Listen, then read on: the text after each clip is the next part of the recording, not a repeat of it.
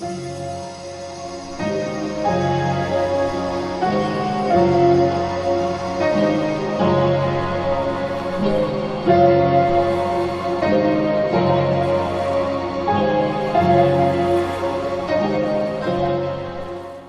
sekarang kita akan dengarkan manajemen perawatan luka, maka Wound Management we what we can over. Jadi Bapak Ibu apa yang bisa Bapak Ibu lakukan nantinya. Kepada Pak Fatul, saya persilakan waktu dan tempatnya. Iya, terima kasih. Bismillahirrahmanirrahim. Saya akan menyampaikan terkait bagaimana manajemen perawatan luka bakar. Saya memilih untuk perawatan luka bakar karena insya Allah insiden rate yang ada di Fathul Wound Care Center juga alhamdulillah lumayan banyak, sehingga sedikit yang akan kami sharekan pada Bapak Ibu sekalian, mudah-mudahan akan bermanfaat. Bapak Ibu sekalian, pada sesi ini nanti kita akan banyak membicarakan terkait bagaimana pertimbangan-pertimbangan di dalam manajemen perawatan luka. Bapak Ibu, wound care dengan wound management itu berbeda. Ya, kalau wound care itu belum tentu wound management, tetapi wound management salah satu aktivitasnya adalah wound care. Ya, kemudian untuk yang kedua kita akan banyak diskusi terkait dengan bagaimana sih penggunaan balutan-balutan pada perawatan luka yang berbeda pada situasi yang berbeda gitu ya.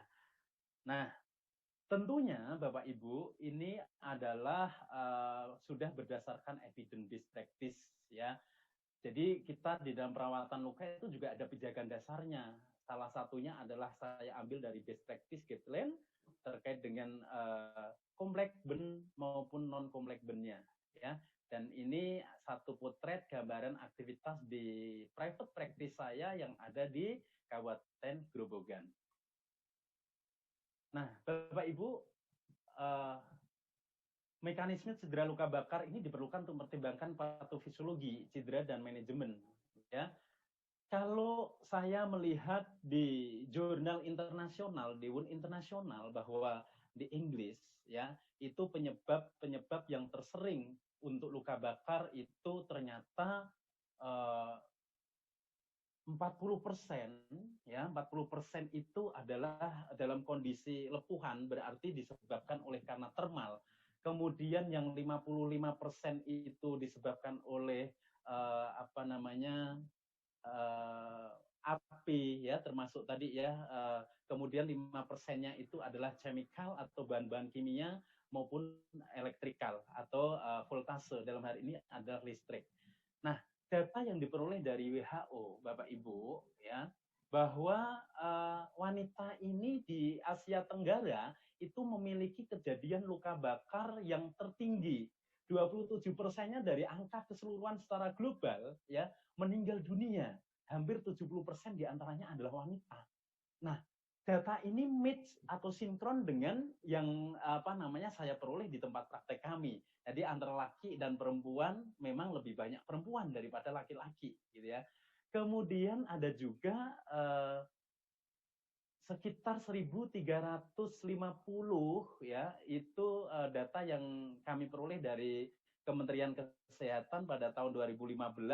Luka bakar ini juga menduduki angka nomor 3 ya, setelah cancer gitu ya. Kemudian sekitar 6 juta orang di UK ya, itu mereka mencari pertolongan medis untuk luka bakarnya, dan banyak juga yang datang ke rawat jalan atau instansi rawat jalan.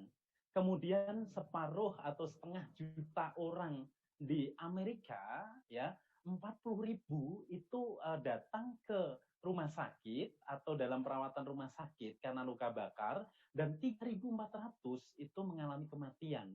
Ya, 175.000 orang-orang di UK itu juga berbondong-bondong untuk perawatan di departemen emergency atau di unit gawat darurat ya. Nah, Bapak Ibu yang kami hormati, luka bakar ini memiliki akibat respon sistemik ya. Salah satunya adalah menyebabkan kematian. Tentunya sebelumnya terjadi sepsis. Kemudian bisa juga terjadi gangguan cairan, kemudian terjadi kegagalan organ multiple, termasuk salah satunya adalah fungsi daripada pulmoneri maupun fungsi daripada kardiovaskulernya mengalami kegagalan. Kemudian luka bakar ini juga termasuk dalam trauma wound, dan yang paling esensi karena kita sebagai nurse ya biasanya kita lihat ini terjadi delay of treatment, termasuk salah satunya adalah perawatan luka yang belum begitu tepat Bapak Ibu ya. Nanti kita lihat case per case-nya Bapak Ibu ya. Nah, Bapak Ibu, ini adalah case daripada perawatan luka bakar di tempat saya. Tadi saya katakan antara laki-laki dan perempuan itu lebih banyak perempuan ya, 58%, sedangkan laki-lakinya 42%. Jadi 19 banding 26 gitu ya. Apalagi di musim pandemi COVID-19 ini banyak sekali sebetulnya keuntungan-keuntungan kita di rumah ya, work from home, kemudian yang ibu-ibu banyak di dapur, tetapi banyak juga saya rasa untuk kejadian-kejadian, salah satunya adalah luka bakar walaupun itu minor. Kita sendiri sebagai tenaga kesehatan pun juga nggak menyadari ya, kita pakai hand sanitizer, kita lihat ada alkohol ya di dalamnya, itu juga bisa menyebabkan flame ya, atau ada kalau ada percikan api kita juga bisa terjadi luka bakar walaupun ini adalah superficial gitu ya. Kemudian untuk dewasa dan anak, ini Bapak Ibu di tempat praktek saya itu 73% itu terjadi pada anak-anak, 27% itu pada dewasa, baik laki maupun perempuannya ya. Nah, Bapak Ibu bicara terkait dengan luka bakar ya. Luka bakar itu merupakan trauma yang paling kompleks. Kenapa Bapak Ibu? Bisa terjadi kepada siapa saja, kapan saja, bisa di rumah, bisa di kantor, bisa di perjalanan. Maka saya mengatakan ini adalah most complex trauma. Kemudian strategi di dalam manajemen perawatan luka bakar itu sendiri ditentukan oleh tipe luka bakar, kemudian yang kedua adalah kedalaman, dan yang ketiga termasuk adalah LLB-nya Bapak Ibu ya. Jadi luas luka bakarnya ya.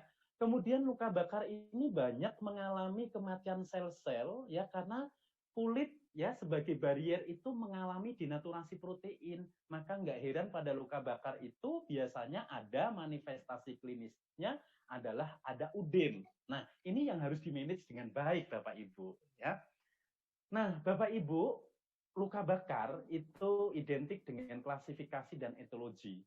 Ada karena paparan ultraviolet, karena radiasi, kemudian karena air panas, kemudian karena api, ya, kemudian bisa karena chemical, bahan-bahan kimia, kemudian ada juga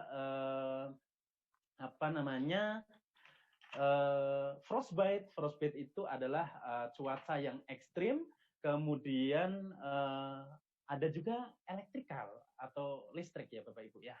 Nah, ini tipe-tipe daripada luka bakar ini juga merupakan salah satu penentu keberhasilan kita di dalam penanganan yang baik terhadap luka bakarnya pasien itu sendiri. Nah, Bapak Ibu yang kami hormati, ada kunci ya pertimbangan-pertimbangan di dalam manajemen perawatan luka sebagai perawat. Yang pertama adalah pain control ya.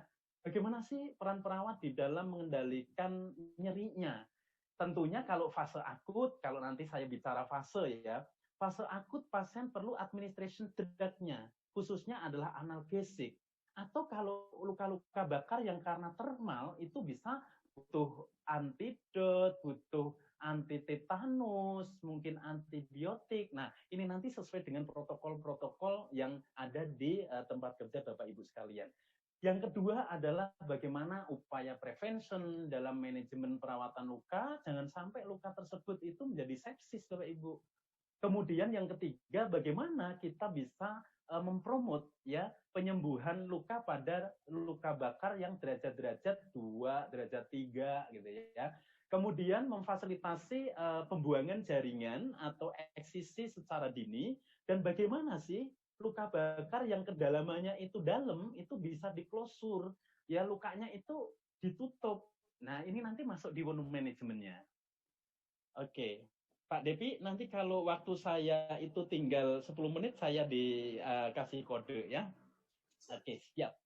Nah, Bapak Ibu, bagaimana kita melakukan asesmen pada pasien dengan luka bakar? Ya, bagaimana aspek emergensinya? Dulu ketika saya beberapa tahun di kampus, di akademik, memang fak saya ada di emergency care-nya. Ya, dilalah pada saat private practice, ya, antara pasien dengan diabetes dengan luka bakar itu sama-sama imbang. Makanya klop banget ya. Keilmuan saya di KMB dengan gawat darurat itu kawin gitu kata Mas Depi ya. Nah, Bapak Ibu, yang pertama kita wajib tahu grading daripada BENS-nya. Ya, derajat luka bakar ya. Kalau ada beberapa negara yang masih punya grading itu 4, derajat 1, 2, 3, 4. Tapi beberapa jurnal dan di Indonesia sendiri sudah mulai terjadi perubahan paradigma, ya, derajat untuk luka bakar hanya terbagi menjadi 3, Bapak Ibu. Derajat 1, derajat 2, derajat 3. Sedangkan derajat 2 itu dibagi menjadi 2, yaitu derajat 2 dangkal dan derajat 2 dalam. Ya. Nah, Bapak Ibu, untuk klasifikasi luka bakar tentunya Bapak Ibu sudah paham semuanya. Jadi derajat 1 itu biasanya eritem, ya. Nanti balutan apa yang bisa kita berikan pada pasien dengan luka bakar superficial ini. Biasanya akan sembuh dalam waktu kurang dari 1 minggu, Bapak Ibu, ya. Kemudian derajat 2 itu biasanya sudah mulai ada bula, ada blister, Bapak Ibu. Nanti bagaimana sih blister managingnya atau bagaimana pengelolaan daripada blisternya? Boleh nggak sih dipecah? Ya, kalau udah rusak bagaimana? Nah, ini juga harus ada kemampuan kita sebagai nurses untuk memanajemen pasien kita dengan baik, ya. Kemudian derajat 1, derajat 2 itu painful Bapak Ibu, ya. Berbeda dengan derajat 3. Biasanya respon nyeri, ambang nyeri itu udah nggak terasa. Jadi semakin dalam luka bakar, semakin tidak terasa. Tetapi semakin dangkal luka bakar, maka sensasi nyeri luar biasa. Dan derajat 3 ini, Bapak Ibu, dia sembuh dalam waktu lebih dari 21 hari. Jangan sampai luka bakar yang semula akut menjadi luka kronis. Masuk ke dalam zona kerusakan, Bapak Ibu. Setiap kita jumpa luka bakar, maka ada 3 zona, Bapak Ibu. Apa itu? Zona koagulasi, zona stasis, zona hiperemi. Kalau hiperemi jelas, berarti hiperemi. Hiperemi itu berarti ada warna kemerahan. Biasanya derajat 1 dan dia akan sembuh dengan sendirinya. Ya. Kemudian kalau zona koagulasi, Bapak Ibu, di sini sudah ada yang namanya koagulasi. Berarti di situ ada kerusakan yang paling parah, ya. Ada kematian jaringan-jaringan seluler. Biasanya penampakannya itu lukanya, wound bednya itu terlihat kehitaman, ya, kuning sampai dengan kehitaman. Kemudian kalau zona stasis, zona yang ketiga adalah adanya gangguan suplai darah, Bapak Ibu. Dan di situ ada fase-fase inflamasi, ya. Kemudian ada cedera jaringan. Nah, Bapak Ibu yang ada di emergency care, yang ada di UGD itu biasanya hafal dengan total body surface area, ya, atau luas luka bakar. Ketika kita asesmen luka bakar, maka kita bisa menggunakan aturan rule of 9, ya, karena dikatakan luas luka bakar itu adalah prosentasi dari TBSA. Apa itu TBSA? Yaitu total body surface area. Nah, 11 area itu dengan masing-masing adalah 9%, Bapak Ibu. Tangan, dada, kemudian pantat, kemudian paha, kaki, ya, kecuali genitalia adalah 1%. Tapi berbeda keadaannya kalau kita pengkajiannya untuk menilai luas luka bakar atau TBSA-nya pada infan. Maka pada infan kita memakai ukuran telapak. Telapak itu adalah 1%. Tadi sama. Kenapa genitalia 1%? Genitalia. Ya, coba kalau pada saat ini Bapak Ibu lagi duduk tanpa nggak terasa, coba ukur genitalianya. Pasti satu telungkup daripada telapak saya rasa. Nah, Bapak Ibu, ini ada dari IBA, ya, American Burn Association System Grading, berdasarkan daripada tingkat keparahan luka bakar, kemudian bagaimana sih disposisi atau aturan-aturan di dalam merujuk pasien. Nah, saya langsung saja bahas, yaitu ada minor, ada moderat, ada mayor, Bapak Ibu. Minor itu apabila ya luas luka bakarnya itu kurang dari 10% untuk dewasa, kurang dari 5% dari total body surface area pada luka bakar untuk anak maupun untuk elderly, para orang lansia, kemudian kurang dari 2% itu bila luka bakar derajatnya derajat 3. Sedangkan untuk moderat, Bapak Ibu, maaf sebelum ke moderat, disposisi pasiennya apa Bapak Ibu? Outpatient management. Apa artinya? Cukup dengan rawat jalan. Ya, biasanya ini kan lebih ringan derajat luka bakarnya. Sedangkan di moderat itu 10-20% TBSA itu pada orang dewasa, kemudian 5-10% TBSA-nya pada luka bakar untuk orang tua, ya 2-5% itu untuk full thickness burn-nya, termasuk di situ karena sengatan listrik, kemudian karena ada kegawat daruratan daripada resusitasi daripada ABC-nya, kemudian pasien potensi infeksi, diabetes, dan lain-lain. Nah, ini perlu dirujuk ke rumah sakit. Sedangkan yang mayor, Bapak Ibu, itu lebih dari 20% TBSA pada orang dewasa, kriteria moderat ditambah dengan ada perlukaan atau cedera pada area-area yang sangat signifikan.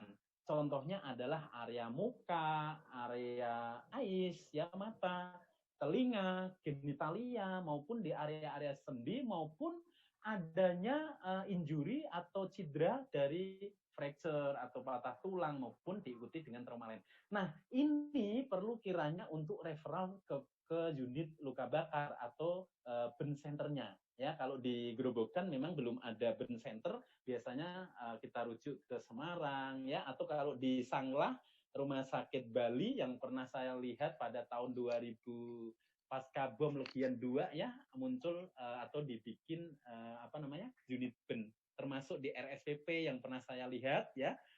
Rumah sakit Pertamina itu juga unit burn-nya luar biasa, heran dengan equipment yang ada di sana. Bapak Ibu, ada 3 fase di dalam luka bakar, fase akut, fase subakut, fase lanjut. Nah, kalau fase akut Bapak Ibu, ini lebih banyak ke TKP-nya ya, initialnya di TKP, biasanya ada gangguan IBC-nya, ada nggak gangguan IBC-nya. Kemudian di fase subakut nih peran perawat nih banyak ada di sini. Jangan sampai ya infeksinya itu terjadi. Jangan sampai ya terjadi SIS atau MODS. Ya, SIS itu adalah systemic inflammatory syndrome. Sedangkan MODS itu adalah multi system organ dysfunction syndrome-nya. Nah, fase lanjut ya, fase lanjut itu adalah fase rehabilitasi. Karena apa Bapak Ibu? Perawatan luka bakar awal itu akan menentukan kesembuhan berikutnya. Kalau di awal ya di subakut udah nggak benar, maka begitu di fase rehabilitasinya juga banyak terjadi deprivasi gitu ya, ataupun kelainan-kelainan ya. Penanganan secara emergensi ini nanti akan saya sampaikan di jurnal yang sudah saya pegang ya untuk penekanannya adalah ABC ya, hanya adalah resusitasi daripada airway maupun breathing-nya. Dan kalau luka bakar pada dinding dada ini biasanya banyak sekali jaringan-jaringan eskar, maka tindakan dokter bedah itu biasanya melakukan eskarotomi. Kemudian untuk sirkulasinya Bapak Ibu jangan sampai jatuh ke shock ya pasiennya, maka perlu adanya infus RL. Kenapa infus RL?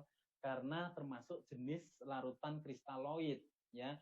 Contohnya RL. Kenapa kristaloid? Karena mudah diabsorb dan mudah dibuang ya, sehingga ada rumus baik itu Paklan maupun Baxter ya, 4 kali LLB kali berat badan. Jadi prosentase luas luka bakar tadi menggunakan rule of 9, kemudian weight body-nya diukur dalam kilogramnya. Nah, ini contoh kasusnya Bapak Ibu untuk pemberian infus. Nah, saya yakin teman-teman ini sudah expert semuanya, baik itu di unit pen maupun di instalasi gawat darurat. Untuk indikasi rawat inap akan saya sampaikan di algoritmenya, jadi saya loncati aja. Manajemen luka saat trauma, yang penting nanti adalah bagaimana edge wound closure-nya, bagaimana pencucian lukanya, kemudian bagaimana penggunaan teknik aseptiknya. Nah, ini Bapak Ibu ya, tolong perhatikan baik-baik Bapak Ibu. Ini kami ambil dari best practice daripada perawatan luka bakar ya, untuk awal pada saat first aid ya, lebih banyak di TKP-nya Bapak Ibu, barangkali ini pre-hospital ya, maka stop burning ya. Jadi proses kebakarannya itu harus dihentikan. Tentunya prinsip 3A, aman diri, aman pasien, aman lingkungan.